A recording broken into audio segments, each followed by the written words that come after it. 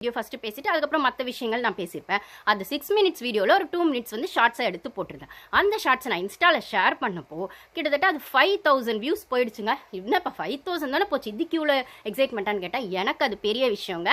இன்ஸ்டாவில் ஒரு லைக் வர்றதோ ஒரு வியூஸ் எக்ஸ்ட்ரா போகிறதுமே வந்து பெரிய விஷயம் தான் எனக்கு. ஏன்னா இப்போ தான் நான் இன்ஸ்டா கற்றுக்கிறேன். நான் யூடியூப் வந்து நான் வந்து ஒரு 2 இயர்ஸாக பண்ணிருக்கேன். பிக் பாஸ் பண்ணிருக்கேன், இல்லை நான் 5 இயர்ஸாக வந்து விளாக்லாம் பண்ணிருக்கேன்.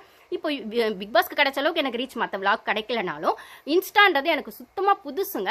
டோட்டலாக புதுசு. அதில் ஒரு லைக் பண்ணுறது, கமெண்ட் பண்ணுறது, போஸ்ட் போடுறது எப்படின்னு கூட எனக்கு தெரியாது. ஸோ நான் கற்றுக்கிட்டு போடுற இடத்துல எனக்கு ஒரு 10 வியூஸ் போய் அதுக்கு ஒரு லைக் வந்தாலே பெரிய விஷயம்னா, பிக் பாஸ்ல ஒரு சில ஷார்ட்ஸ்லாம் 5K 3K வியூஸ்லாம் போயிருக்கு. ஆனால் லைக்ஸ்ன்னு பார்த்தா 10 லைக்ஸ் 12 லைக்ஸ் மேக்ஸிமம் வந்திருக்கு. ஒரு வீடியோ வினோத் பற்றி ஏதோ ஒரு வீடியோ பேசினப்போ அதுக்கு மட்டும் 43 லைக்ஸ் வந்துச்சுன்னு நினைக்கிறேன். அது கூட வந்து 2K 3Kலாம் போயிருக்கு. ஆனால் இது பார்த்தீங்கன்னா 5K வியூஸ் போய் 100+ லைக்ஸ் வந்தது இந்த ஷார்ட்ஸ்க்கு மட்டும்தான் வந்துச்சு. வைப் வித் பாரு வந்து நம்ம கமெண்ட்ஸை படிச்சிருக்காங்க, ரொம்ப ஹாப்பி. அது உங்க கூட ஷேர் பண்ணிக்கிறது எனக்கு ஹாப்பி. அது வந்து உங்கள் எல்லாருக்கும் தான் நீங்கள் கொடுத்த லவ் தான் எனக்கு வந்து இந்த ரெக்கக்னேஷனை கொடுத்தது. ஸோ அந்த அவங்க படித்த அந்த சந்தோஷம் எனக்கு கிடைச்ச ரெக்கக்னேஷனை விட உங்களுக்கு கிடைச்ச ரெக்கக்னேஷன் தான். தேங்க்ஸ் டு ஆல் பாரு ஃபேன்ஸ் இன் அவர் சேனல் அப்படின்னு நான் போட்டிருந்தேன் இன்ஸ்டாவில். அந்த ஷார்ட்ஸ் அது யூடியூப்லேயும் இருக்குது. ஸோ அது யூடியூப்பில் போனதை விடவும் இன்ஸ்டாவில் 100 லைக்ஸ் போய் 5K வியூஸ் போனது எனக்கு ரொம்ப ஹாப்பியாக இருந்தது. ஏன்னா பாரு ஆர்மி ஆகட்டும், பாருதீன் ஆர்மி ஆகட்டும், அப்புறம் வந்து கமரு பாரு, அதான் பாருதீன் ஃபேன்ஸ் ஆகட்டும், தனியாக இருக்க மற்ற சேனல்ஸ் மற்ற இன்ஸ்டா அக்கௌண்ட் இருக்கவங்கலாம் கூட வந்து லைக் போட்டு நம்ம வந்து ரீபோஸ்ட்டும் பண்ணியிருந்தாங்க. ஒரு சிலர் வந்து அதை டேக் பண்ணி ரீபோஸ்ட்டும் பண்ணியிருந்தாங்க. ரொம்ப ஹாப்பியாக இருந்தது. ஸோ பாருக்கான வைப் குறையவே இல்லை அப்படிங்கிறது வந்து இதில் அப்பட்டமாக தெரிஞ்சுது எனக்கு.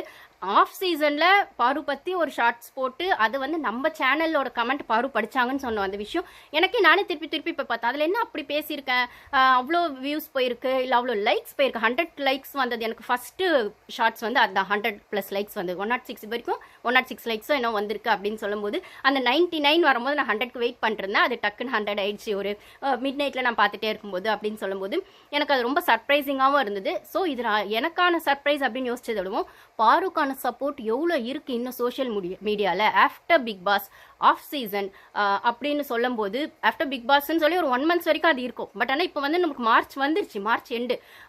அதுவும் ரெட் கார்டுக்கு அப்புறம் தான் பாரு ரொம்பவே ஃபேமஸ் ஆனாங்க. அதுக்கு முன்னாடி வரைக்குமே நாங்கள் வந்து பாருக்கான சப்போர்ட்டை கொடுக்குற ஃபேன்ஸ் கொடுத்துட்டு தான் இருந்தோம். ஆனால் ஆஃப்டர் ரெட் கார்டு வந்து அவங்களுக்கான ஹைப் வந்து வேற லெவலில் போச்சு.